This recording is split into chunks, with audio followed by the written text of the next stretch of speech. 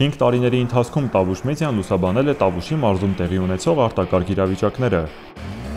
2023 թվականի ամռանը Իջևանն ուժգին քամու, երկարատև կարկուտի և առատ տեղումների էպիկենտրոնում էր։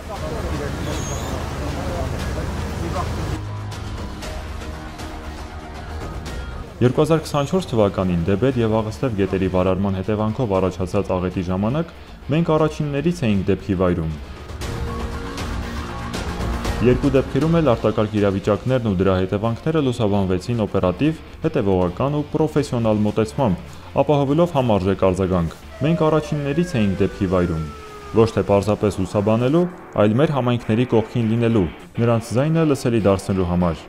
Վերջի անգամ 20 տարի առաջ ա եղել։ Առօրյա առաջին ախպեր եկել ենք տուն կանգնել, գիշերը ուզեցել է հանի,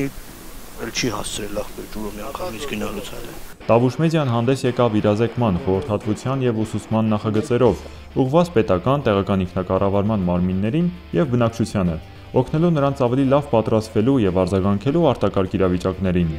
Մեր նպատակային ու պրոֆեսիոնալ աշխատանքը հնարավորություն տվեց մի շարք միջազգային ու տեղական կազմակերպությունների օգտվելու Տավուշ մեդիայի տեսանյութերից ու լուսանկարներից, առավել օպերատիվ ու արդյունավետ աջակցություն կազմակերպելու նպատակով։